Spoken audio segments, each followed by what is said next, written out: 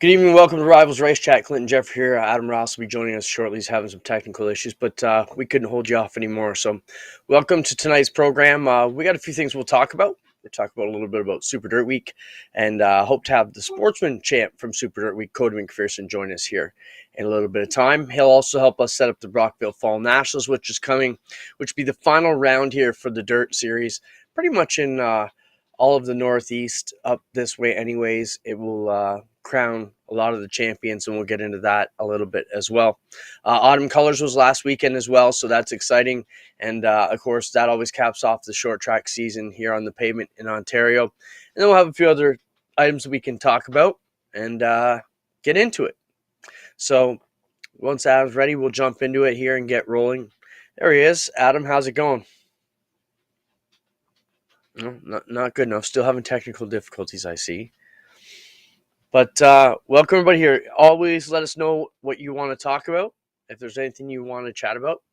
One of the topics I have off the topic that I hope Adam can hear me, and that would be, when should the banquet be? You know, there's a lot of schools of thought on whether it should be in the fall, whether it should be held in the spring. Some tracks do it both ways. We've always done it right at the end of our season. Not sure what's up with that, but some of them hanging around till the new year, and there's different trains of thought on that, and we'll dig into that. So let us know in the comments what you think is the best way for you to hold your racing banquet. Super Dirt Week was, again, as we mentioned, on the weekend. Lots of great stuff going on down there. They of course moved it over from the mile back to Oswego when the mile closed, so the racing is definitely a lot different there. Yes. And Southern Ontario Speedway was open too. Last weekend they had a race, and I don't know if Adam's with us. Can you hear me now, Adam? No? Okay. Well, Super Dirt Week was on the weekend, as we mentioned. The crowd seemed a little bit light. There's a big deal with Cornwall having their race weekend as well, so that took away a lot of cars, and I'm sure a good bit of fans from the Canadian side stayed away from Dirt Week. It was cold, both ends of the spectrum, but both had fairly good car counts. I think there was about 70 cars at Cornwall in some of the classes, and things went really well down there for them. I know Raymond Laverne, it came down to be a big split between the two of them to decide whether they were going to actually stick with dirt sanctioning or actually drop it and keep their Super Dirt weekend, which they had on the weekend. And Raymond chose to stick it out. So, we'll have to get him on maybe next week and see how that all played out for them. Cody McPherson will be joining us here in about 5 minutes if we can get him hooked up. Of course, we're hoping to get Adam in so we can get over Brockville. Maybe we might just have to pull the plug on this week's show if we're having these problems, guys. So let's see, what do we want to get into?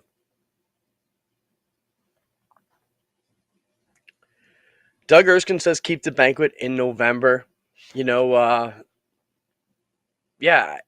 a tough season, though. You have everybody with Christmas going on. There seems to be so many things happening in November. And then I, for one, like to wrap up the season and put it all to bed. As a promoter, I would not wanting to be carrying it over into the spring and still having to deal with problems. Well, not problems, but, all the organization from this season. I prefer to put it to bed before Christmas. Gives us a clean slate to start working on into next year. So, that's where I am. But I think there's been a couple trains of thought on that. I know both Flamborough and Brighton do it in the spring. So, you there now, Adam? Oh, am I? I can hear you now. Yep. Okay, and sorry, 3 chords later. I'm so sorry, guys. Different webcam, different microphone system, and all I can do is apologize because I know how much that pisses both of you off, and I also know how shitty it is to try to run this show on your own and plan what's going to come up next, and that broke me into a sweat. Me too. It's all yours. I'm frazzled.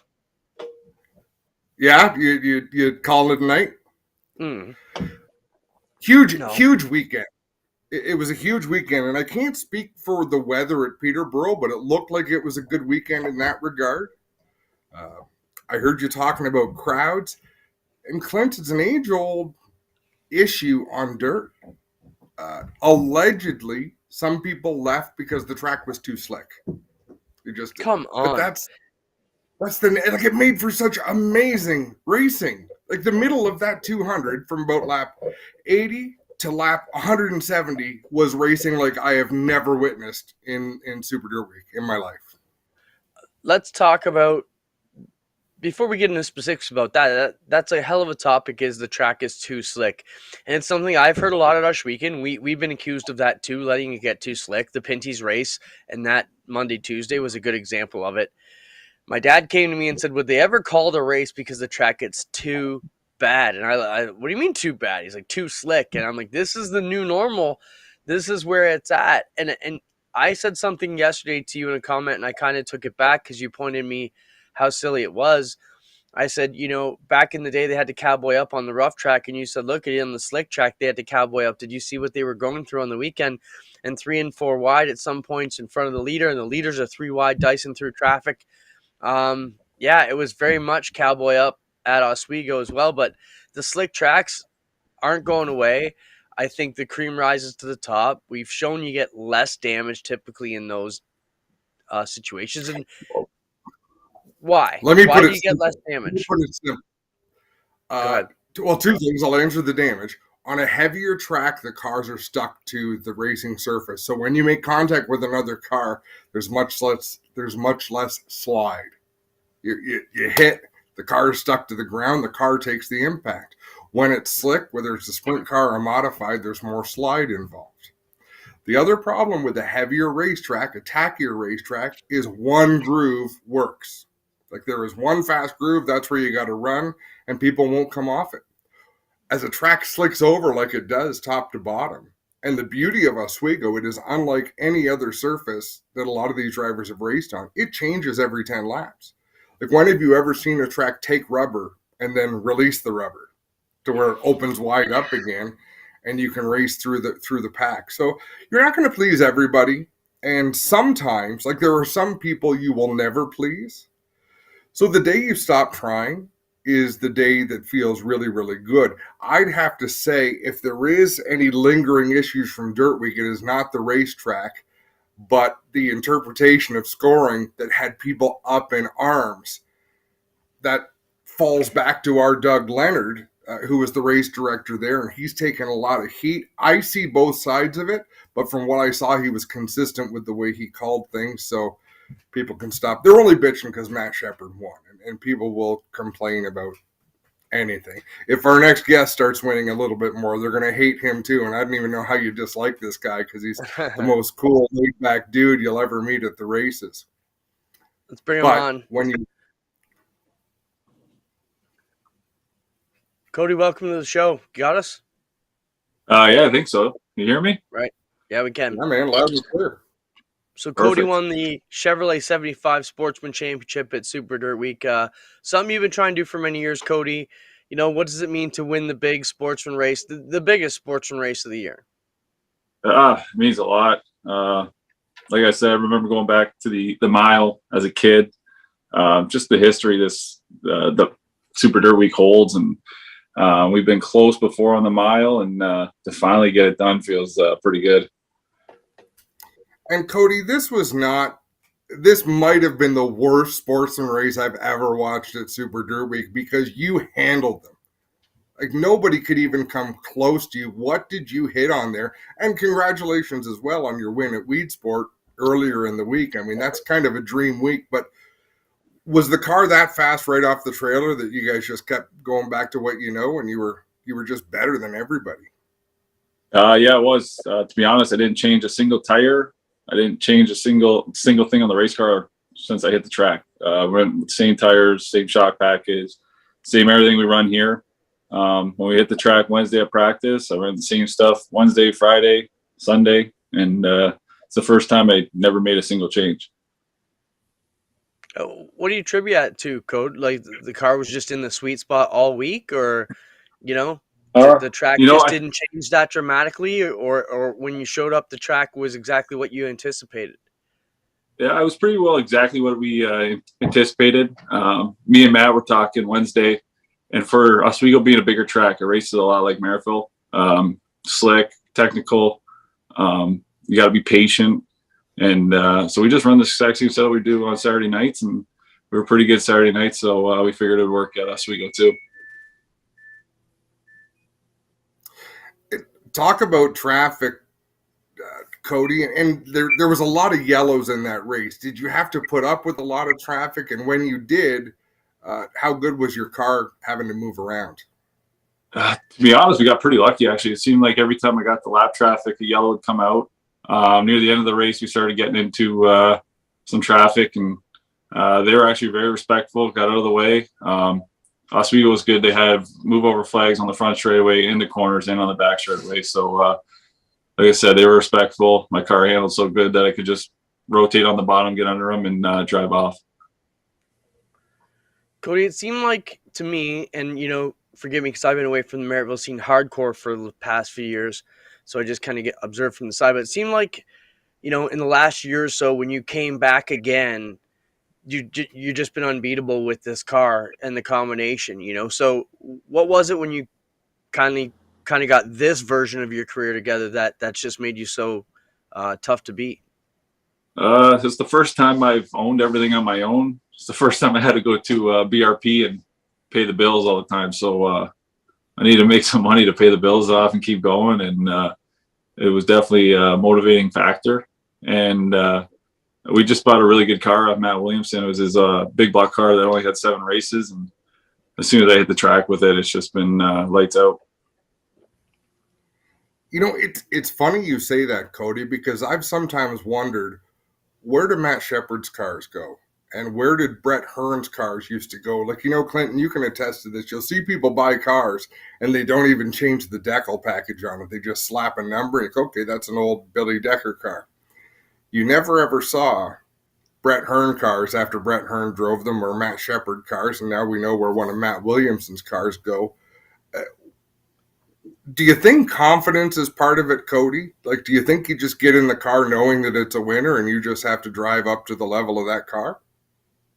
Yeah, that's part of it. I think you have to have success in the car too to have the confidence. So, like I said, we started off so good with it that it was confidence just kept growing and growing. And this year, especially, we got that first win off our backs. And I think when we went down to Wii Sport the first time and won there with a lot of good cars, that was the launching point for the season, and we just kept it going. So, Cody, let me jump in here, Adam. I think this car you just won with, I saw you posted it for sale after Brockville next weekend. So if you know this car is so good, how can you be ensured your next purchase is going to give you the success you have with this one? So is it the frame or is it the setup? Like you could it just be the sweet car and you're going to regret ever selling it? A lot of people say that, but I don't know. I feel like I've won in every car I've had. So this is obviously a really good car, but I also think it comes down to setup. Maintenance is the biggest thing, to be honest, is putting the time in the shop. And some cars are better than others, but I know with the car that I'm going to buy next is going to be just as good. And I didn't mean to say, Cody, certainly that the car is the winner. Just that with you as a winning driver, you jump into a proven car and it gives you the confidence. Certainly, you're among the best wheeling a Sportsman right now. Any urges to move up the ladder, or do you like it in Sportsman? What are your thoughts there? I would love to move up, but I would take an owner, someone with some money. It's so expensive right now to buy a modified motor. You have the Wagner option, but you're kind of stuck locally with that. I mean, you can go to other tracks, but if it's a hammer down racetrack, you're putting yourself behind the 8 ball. So if I do it, I want to do it right. And like I said, it costs a lot of money. And another thing too with this Sportsman, there's you can run 5 times a week really if you want to travel.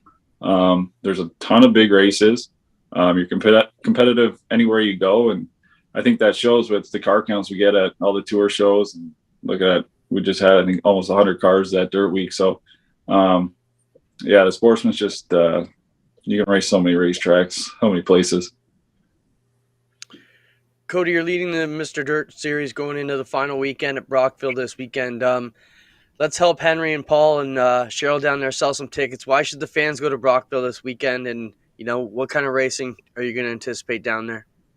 It's gonna be great racing. It's a Friday Saturday deal. I can only make the Saturday as I'm going to Shane Pierce's wedding on the Friday night, but it'll be the final dirt car points event. It'll be a good battle. Go right down to the last lap. I believe there's a 100-lap modified race both nights, and it'll probably be the last race for a lot of guys. So a lot of guys want to go out on top, so they'll be doing their best to do that. Well pitched, Cody. How hungover do you anticipate being on the ride down to Brockville? I already told Rick Malonte that he's going to have to drive the truck and trailer down. I'll probably sleep the whole way because it's going to be a rough one. But to be honest, I was pretty hungover for qualifying at Oswego too. So I don't know. I think I'll run a little better like that. Keep the streak alive, my friend. Good luck this weekend, Cody, and great job last week. Awesome. Thanks, guys. I appreciate you having me on. I'll see you at the wedding. To have Cody down there, he's just had a couple great seasons in a row. Been the toughest guy to beat anywhere around here lately, and good to see a kid we saw take really his first laps right up through the ranking. I caught an interview with him where he talked about he drew 33 at the draw at Oswego, which was Mike Granton's number, and Mike Granton, if you don't know, passed away earlier this year, and he gave Cody and his brother Tyler their start, and 33 was Mike's number. So that was a cool deal. And congratulations. Great pedigree with the family, and wish Cody the best as he goes on to try and win the championship this weekend at Brockville. Adam, so Dirt Week was good. I thought the racing was awesome. Oswego obviously races way better than the mile. Still lacks a bit of the the aura, but that may come with time. I mean, I don't think the mile probably had all that mystique in its first 3 to 5, 6 years either. It took 40 years to get where it was. So, it was always a badass place, but, Oswego has a lot of potential still, I think. Clint, to that point, it was neat to see, Buzzy Ruderman was up there and he was walking around looking for interviews. I worked with our Dirt Track Digest friends on the stage show. So Buzzy walked up, sat down to grab a microphone and tell stories. Ken Schrader, Kenny Wallace, there were some big names, but I thought Ken Schrader put it best when they asked him, why did he want to come and do this? Why did he want to come to Dirt Week? And he talked about when it got moved to Oswego. And after the very first event, he said, does it have the feel? It's like you can't buy that special feeling. You can try to create it, Clint, but as well as anybody, it's either got it or it doesn't. You can do things to help it along, but it does feel like a big deal. It feels like that's where you should be on this particular weekend. I give them a solid A grade for what they did with the schedule, moving the main events later, so they're going to race into the dark, easing some of the strain on the track, easing some of the strain on the teams from having to run around all over the place from one track to another track. So they do Weed Sport on Wednesday, Brewerton Thursday, or maybe it was Tuesday, Wednesday, I'm not sure. But then you're focused on Oswego for the rest of the weekend. And I think that was a big deal, just little tweaks and changes that they're making. But to hear Ken Schrader talk about that, it's that lightning in a bottle that you can try to catch. And whether you loved it or whether you didn't love it, Clint, there was 4 classes of cars. 3 of them had 70 or more entries, right? Something is right with the formula that they've fallen onto. I'd actually like to see the big race maybe go a little longer than 200 laps, but hey. Yeah, I think, some of the differences from the mile is it is more of what the mile was originally supposed to be, which is the Wimbledon of the short track guys, not special cars for the rich teams. And you've kind of got that back here with Oswego, where any Saturday night guy can show up and compete without having to put on a brand new body and all 4 new tires and the whole shoot match you used to have to and get them all balanced like you would. You throw your jalopy in the back, you haul down to Oswego, and you give it your best shot. Now, the cream still rises to the top, and the teams with the prep and the money and the crews still get the best results, as they should, but it's an all-comers playing field now, and I think that's one thing that they got back by going back to Oswego. I could probably do another 50 laps in the 200. I agree with the scheduling. Me, back 20 years ago, I just stopped going to satellite because it burnt us out. I'm like, no, we come to Dirt Week and we're going to stay here at the mile. So we kind of dedicated ourselves to that even back then. My FOMO sickness, Clinton, is the same sickness you have, but opposite. Fear of missing out. I couldn't stay at the mile. I had to go and watch racing because there was racing to be watched. You're the opposite. Man, there's a pretty good. We're just so burnt out. Yeah, that's true too. I totally the party was get it, going though. on, but man, we're burnt out. And I can imagine being a team. Like, you look at what Hearn and those guys did back in the day when they're racing small block and big block specialty cars at the mile, and they have to now have a small block car to tour around to all these satellite shows from Tuesday on to Saturday night at Rolling Wheels. It was just crazy what they used to have to go through. But kudos to Dirt Week. Everything seemed to go off well.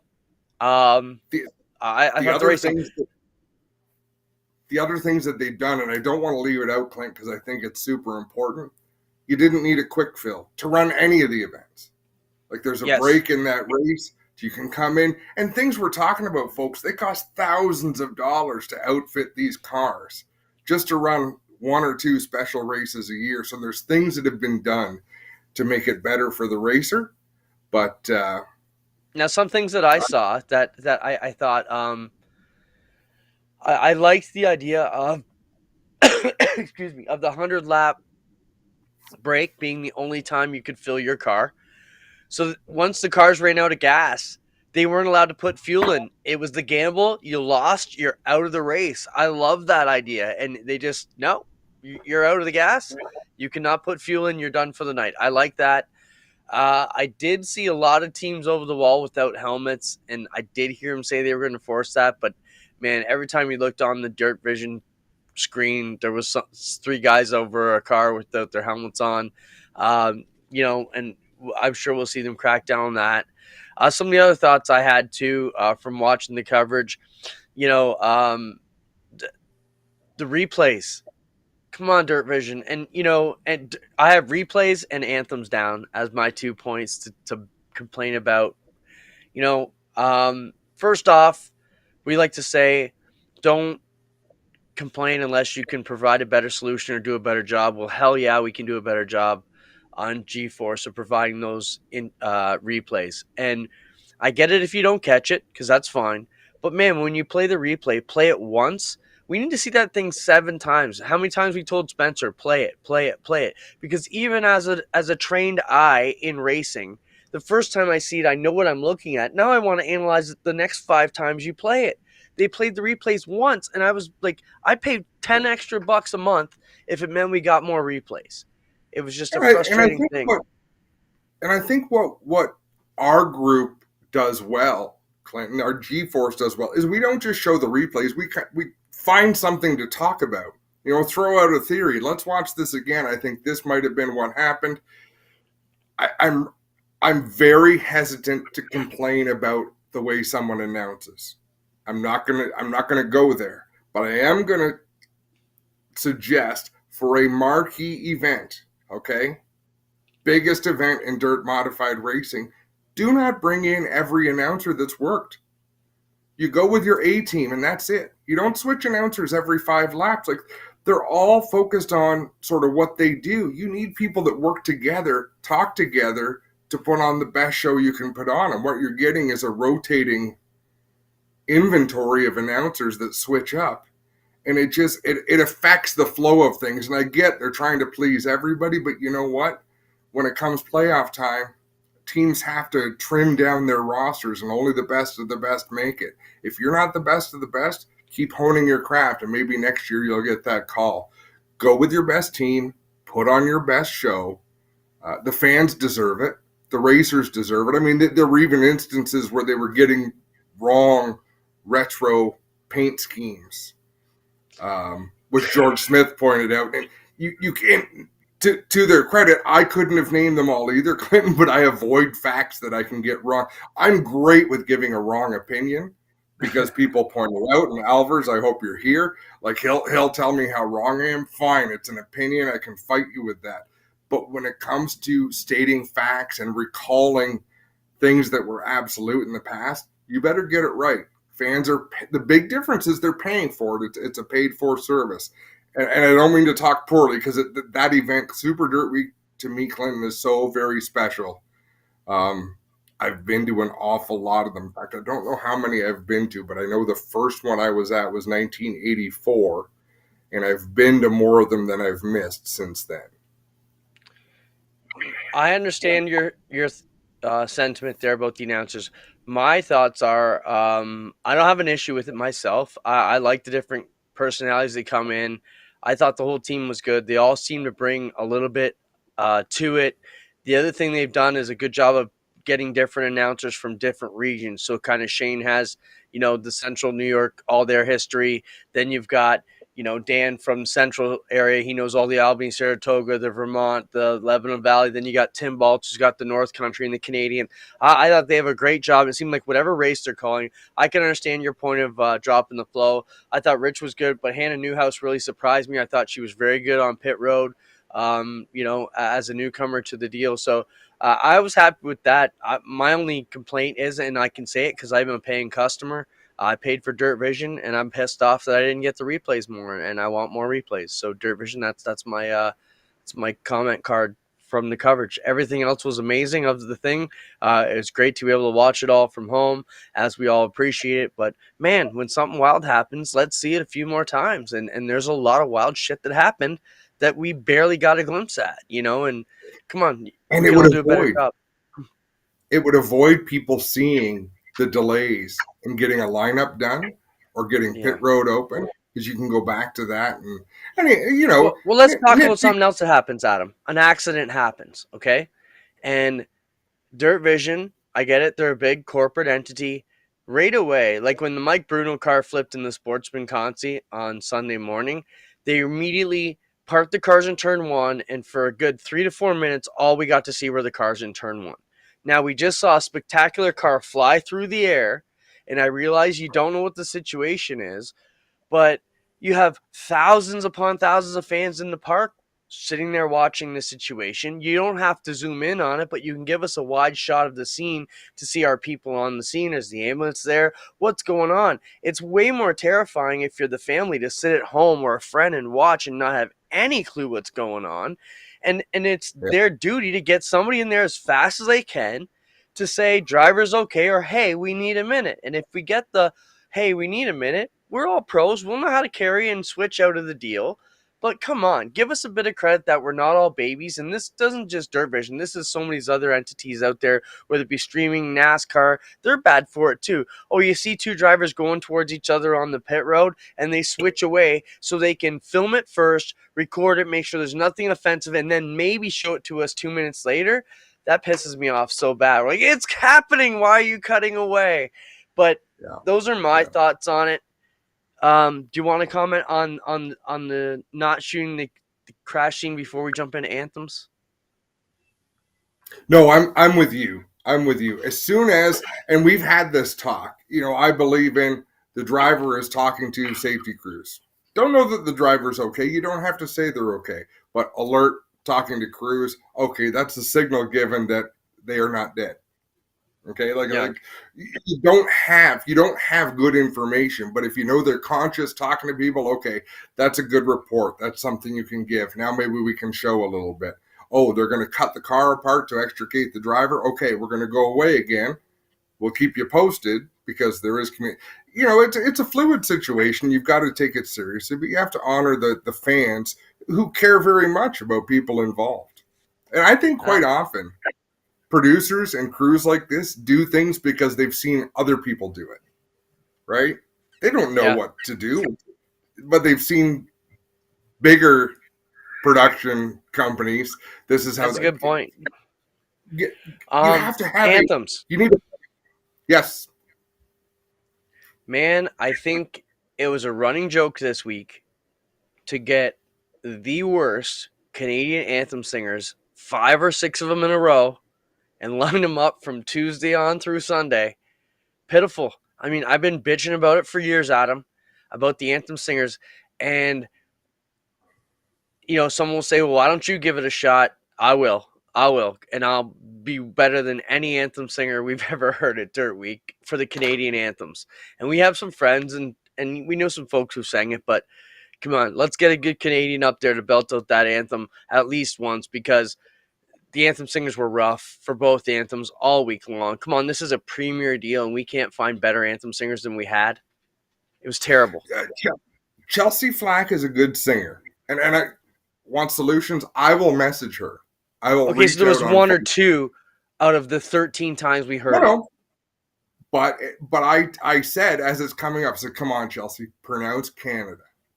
And it's Canada when she's, and it's a tiny thing, Clinton, but it's just little things to, and again, awesome woman, great ambassador for racing. She's a really good singer.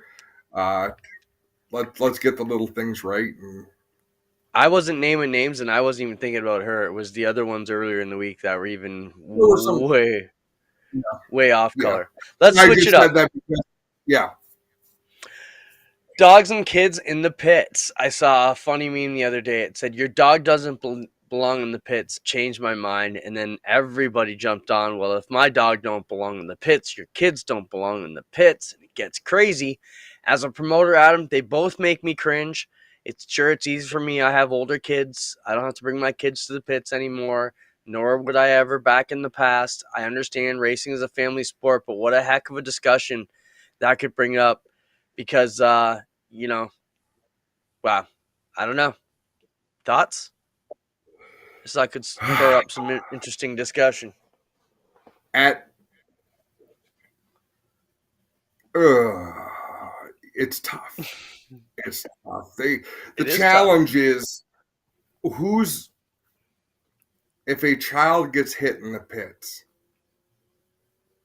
if a dog gets hit, it's just the wrong place for them. And if you can control, and this is the problem, you can't make a rule, but there are young people unattended that I've watched do things and thought, oh my sweet Jesus, that could have been bad.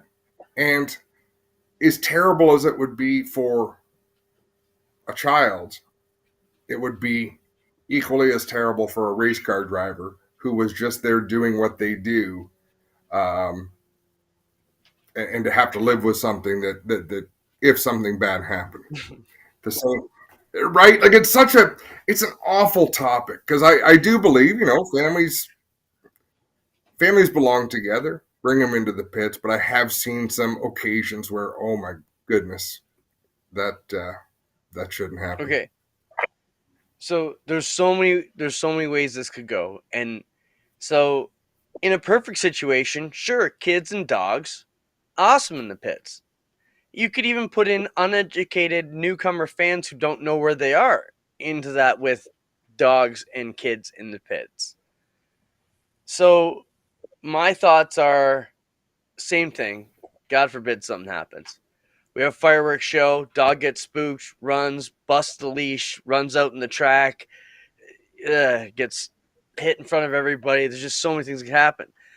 I've also seen kids running around in the pits with parents aren't exactly playing. They start playing tag or whatever and run out in front of cars. I've seen that too. I even saw kids in the dark on the concrete at Odcc this year riding their 1 foot tall BMXs in between the race cars during the racing event. Like, come on, parents, where is your common sense? And I almost got, I don't want to say ignorant, but rude with the parent at 10 o'clock at night. And like, what are you thinking? We have sprint cars rolling around. Like, put the toys away. The other problem we have at Odcc, and I'm sure they have it at some other tracks, is they look at it as, oh, quads, let's bring Junior's quad and Junior's micro sprint, and we'll get there at 4 o'clock. And for 3 hours before the races, we're just gonna rip around the property and do laps and go visit Johnny's campsite. And it's going to come to an end really soon. I can tell you, there's been lots of talk about licensing everything that goes in, actually, at least our pit, because it does get a bit excessive, and you don't want to be the fun police all the time. You want people to have a good time, but some people just push it too far that we have to make rules. You sometimes have to protect people from themselves. And I'm the same. I wanted Connor to be at the racetrack from as young as he could be. But and he was off on his own. But I also think I trained him fairly well on how you conduct yourself at a racetrack. I wish I'd have trained him that well on how to conduct himself on a football field, because he's going to be on crutches for a while. But yeah, it's a tough subject. It's a tough topic, and someone's got to be the heavy. See, with my kids, I always went to work. I'm going to work, So when I went to work, sure, they may want to come to work with me, but if I worked at the steel mill, they don't get to come to work with me, and it's just dangerous there. I realize it's different because it's sort of a fun thing and not just banging out steel, but it's still, man, it's dangerous. It's dangerous. What constitutes a kid? 12-year-old was racing modifieds last week. It's true. I mean, so what is yeah, youth? At what point do you do it? One thing I did see, I believe it's Eldora. They make all the kids wear a penny, a numbered kid vest, and I think you could see that coming to Osh Weekend sooner or later. You want to bring your kid who's under 12 in the pits, 12 and under, they're going to have to wear this pennied vest and stand out, the whole time they're in the pit area. Yeah. Tough topic, though, because I see all sides. Yeah. What do you want to get into now? When should the banquet be? What's your opinion on that? We've seen two schools of thought. I have always liked, in my opinion, a traditional November banquet is the best, is my favorite way to do it. It is far enough after the season that some of the hard feelings are gone, but it really kicks you off through the off season. One last look at your buddies and one last chance for people to get together. And then it's time for family and holidays and whatever else. But I don't have any problem with people doing their banquets in the spring. Some people do their banquets on the last day of the year, like the last race day of the year. Yeah, for the way we do it, we need some time to get the trophies together, and I would just want to be handing out.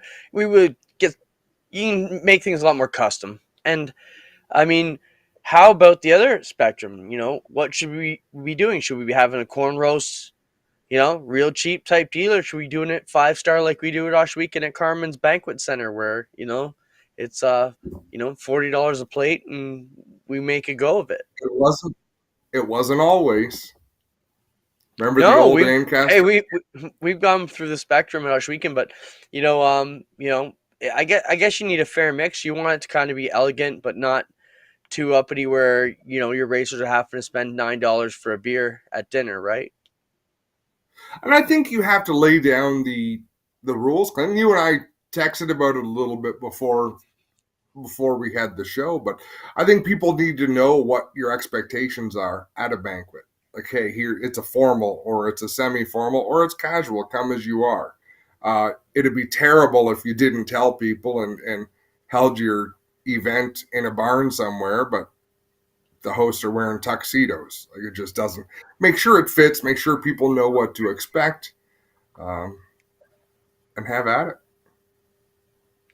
Yeah, we have the APC banquet coming up next Saturday.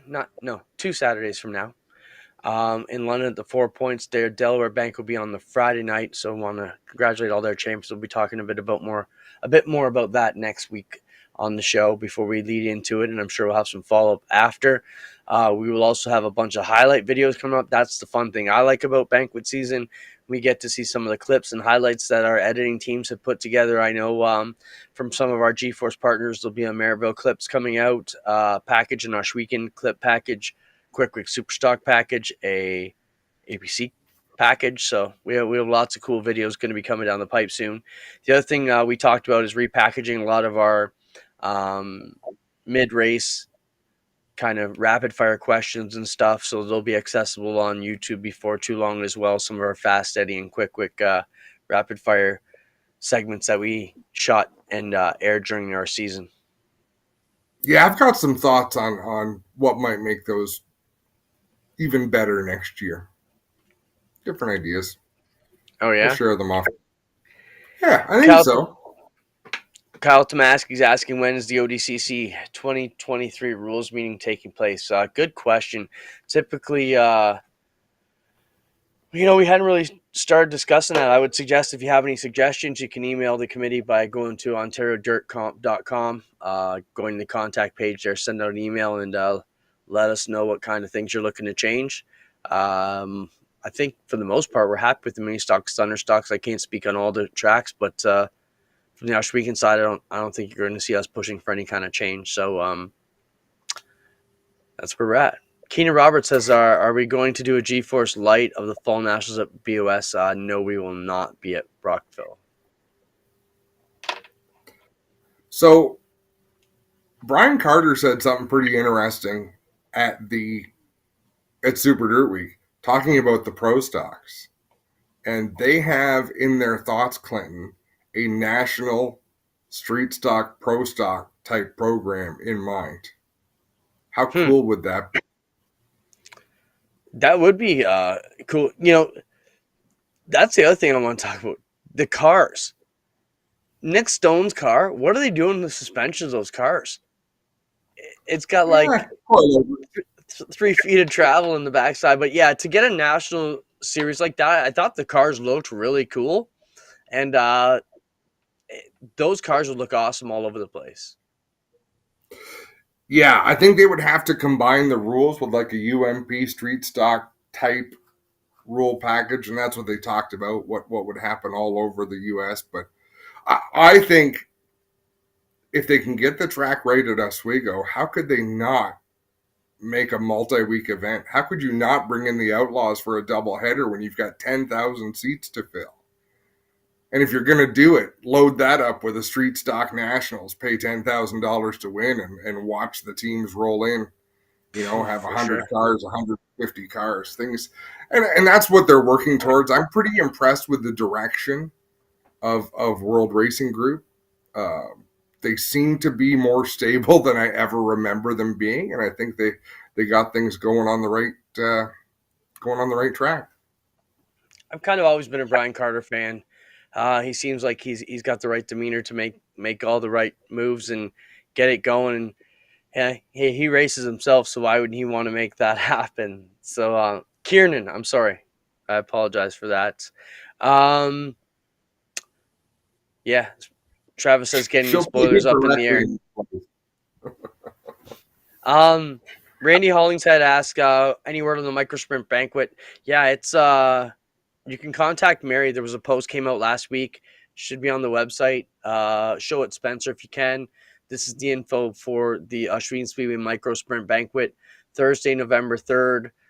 It'll be the same night we have our regular racing on. It'll be 6 to 7 dinner, 7 to 8 awards, 8 to 9 socialized. It'll be at the ILA Arena where we have our drivers' meetings and a lot of our last micro sprint banquets, actually. So if you've been there before, you know where to go.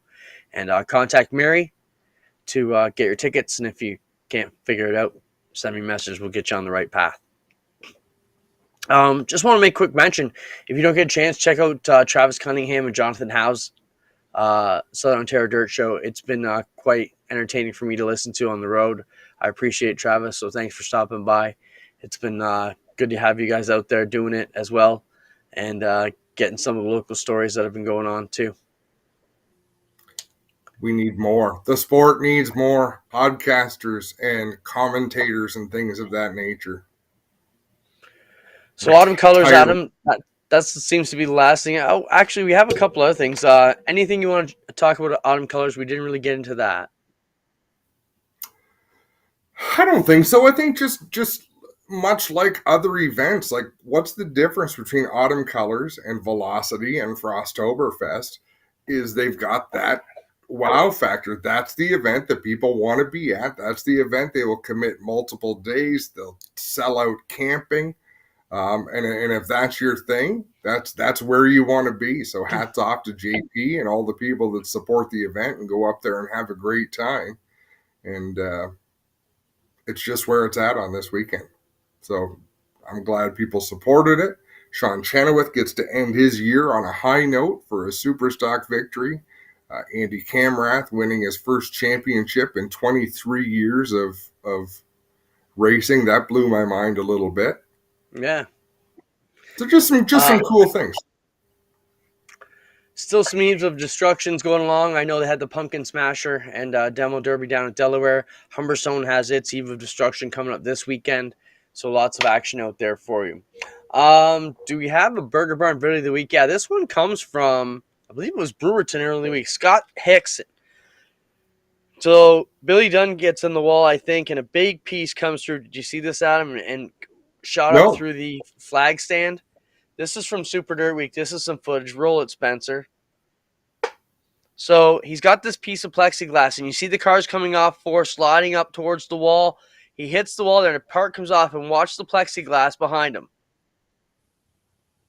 So it went through there so fast and shattered, you can't even see it. Play it again, Spencer. So you see the two cars coming off turn 4. The black car hits the wall, and a piece of it flies up through the plexi so fast. Are you able to play that at full speed, Spencer? Or was that a slow-mo video? Let's see what we got. Even at slow-mo, you could see that thing shoot off on the 45. It's only slow-mo. Play it one more time then, Spence, please. And see if you can stop it right where the piece comes out of there. And you see the black, I believe it's Billy Dunn, hits the wall right here. And Rado, stop it now. Oh, not yet. There it is. And it just shatters. Now, if he had been 2 feet back, it would have killed him. It would have went straight through him. Yeah, and this was from Scott Hickson. This is the starter here. And he said he had just put his GoPro up, started right before that race, and happened to catch that. And crazy to think how wild that could have been, you know. You want to hear something interesting about Flagman Clint? At Oswego Speedway, they flag from the inside of the track. So, shooting the breeze with Dave Farney, who's one of the greatest gentlemen in our sport. Like, Dave Farney's just awesome. I said, Dave, how are you with both your hands? Like, some people are better with one hand than another when it comes to flagging. And he says, he's all right. I said, well, how do you like the flag stand being inside the track? He says, I hate it. I absolutely hate it. Because you have complained, Clinton, about the way Dave Farney flags and does here's second place and here's third place and here's all. He says, I have to remind myself where the crowd is because I'm so used to going from left to right when I'm in my flag stand, or right to left, rather. He said, everything on the inside is backwards, so all of my motions are unnatural, and I have to learn how to flag all over again. So think about it, like it's completely opposite, reaching the different direction. He said that it really affects him up there. You know what I'd like to see at Oswego is them move everything to the backstretch. You know, I think the same thing. You know, most of the crowd, everything plays to the backstretch at Super Dirt Week. You got that old beat up covered grandstand that nobody really sits in anyways. They play all to that side. I realize pit road's over there, but with what they've done, it would not be hard to put in a pit road on the backstretch. And to me, if they did it properly, it would fit right in there with not too much difference to what they already have. Yeah. And I think it'd be a lot better. The only thing you wouldn't have is a scoring tower, and I don't know how that would screw up Doug and those guys if they had to score it to the backstretch. But I mean, you look at a place like Bristol, they have half the field on one side, half the field on the other. I don't think it really matters much. But to answer Dan Kindrew's point about McPherson being the first Canadian, no, Brad Rouse has won Super Dirt Week. Matt Billings has won Super Dirt Week and a sportsman. Did Stewart ever win in a sportsman? I don't know that he did. I don't think so. No. But there's been Canadians. But he stomped them. That was a dominant performance. Yeah, pretty much number one car all weekend when it came to that situation. Let's talk about a post you sent through, Adam. Brad Keselowski saying he wasn't going to bring his souvenir trailer to Charlotte this weekend and to a lot of the tracks because the tracks charged them way too much money for vendor space. And then Marcus Smith from Charlotte said, well, how about no fee or rental if you come and sign autographs in the fan zone Saturday, Sunday? So I don't know how that worked out, but I thought that was an interesting response. Well, I thought what had happened, the reason they had gotten away from Midway, so every driver, whoever wanted to have their own merchandise trailer, like Dale Earnhardt would have 4 of them spread around. Didn't NASCAR centralize that so they would have one big NASCAR store? And it affected the flavor of these races because Charlotte was amazing. Daytona used to be amazing because they'd have that whole area with different trailers. I'd have to get the facts on this, but I thought NASCAR had basically shut the teams down and said whatever you want to do will be funneled through, or maybe that's how the price.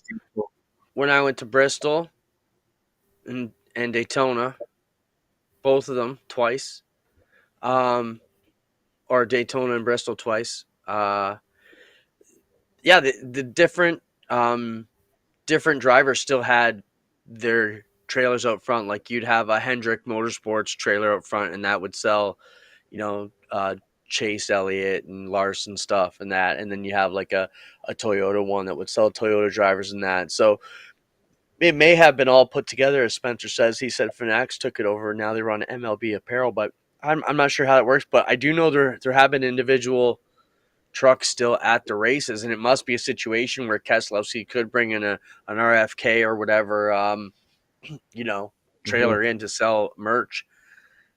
But I think they need to work together on. They need to get that going back again. That's one of the things that makes it feel big league when you go to a NASCAR races. They have the fan stage out front, and you can see them bullshitting. Guys like us are talking to the drivers there, and they're signing autographs, and the fans are crowding around. And I mean, that's what makes you realize, wow, we're at a NASCAR race. This is awesome. Yep. And another story that I sent through just because I wanted to talk about it.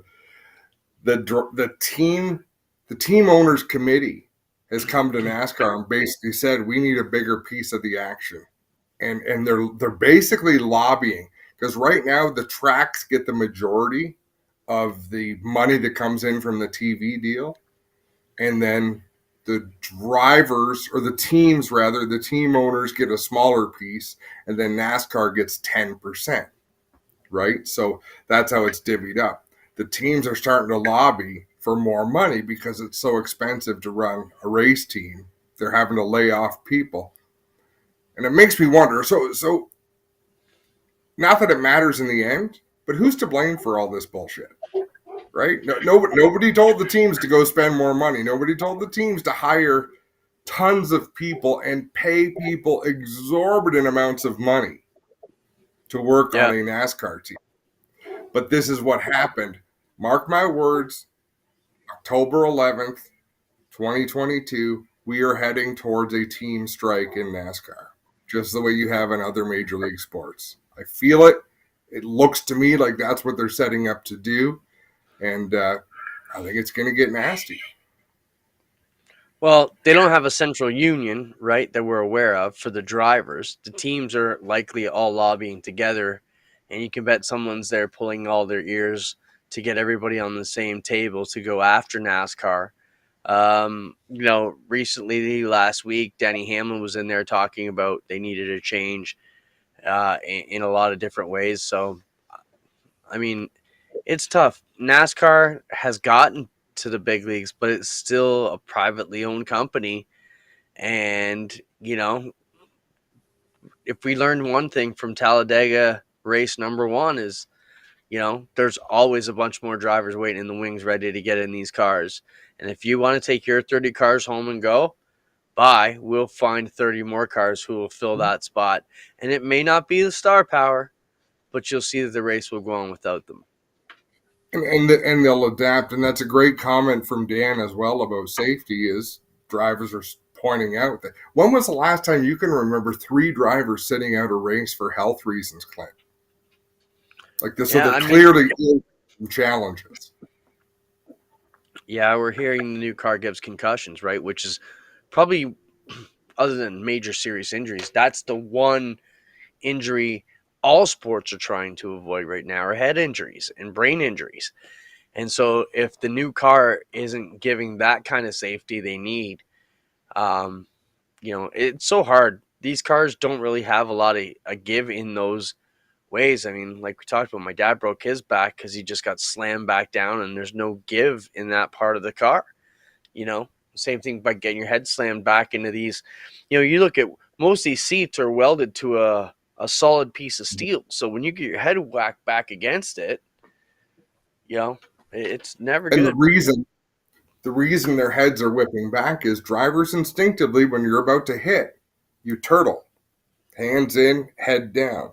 So they're saying, drivers, got to put your head back. Well, that's the opposite of natural reaction. It's pretty Yeah. challenging. It's a tough ask of your drivers. And we don't have the answers, Clinton. Certainly, but there's a lot of things happening right now in the sport that I don't remember ever coming up as big contentious issues that need to be addressed. I hear your point to say it's against natural reactions, but so is taking your hands off the wheel. And look at how many of them have adapted to that now, and they just hold on to the side of their seat and take their hands right off when it gets too chaotic. So, yeah, Do you know? crazy. Do you know why they don't have more padding on the seats? That's a quality padding that would prevent a lot of these injuries. It's No, do too you? heavy. It's too heavy. Yeah, which is sad. And Well, it is. but that's where NASCAR has to mandate something and say, hey, we had the same problem when it came to situations I can think of. Hans devices, we started implementing Hans devices in sprint cars. So we gave a 25-pound weight break to everybody who would wear a Hans device. So that was kind of an inspiration thing. But on the other side of it, most recently we had to put in these safety bars when we realized these cages could collapse. So the sprint car industry, basically universally worldwide, put in this new bar that would help prevent the cages stay up. What we all did is we all increased our weight by 25 pounds. So there was no excuse not to put the bar in for that. So if NASCAR said, hey, our cars are 3,000 pounds, now they're going to be 3,025, but you have to run this 25-pound heavier Yeah. piece. And Yeah, everybody needs it. That's where we're at. It really is. My sincere apologies for being late. I've never experienced that. So I'm working on the wrong webcam, the wrong microphone, but it's what it came down to. But I'm really sorry for that. All good. We got through it. We appreciate everybody for stopping by. Spencer, for your usual magic. If you're around down in the east, go down and check out Brockville Fallen Nationals this weekend. You won't be disappointed. Your last chance here in Eastern Ontario to grab some oval track racing. That's all I got, buddy. That's it. Did we have a video of the week? Did we show it? I don't remember. I thought you said you had something. The video. Oh, there you go. Sorry, short-term memory. They didn't hear that. It was the video. Our Burger Barn video of the week was the flag stand video. So from Scott Hickson. Thanks a lot, everybody. We'll see you next week. And Ricky, glad to see you got out on the road, man. Everybody, take care. We'll talk to you soon.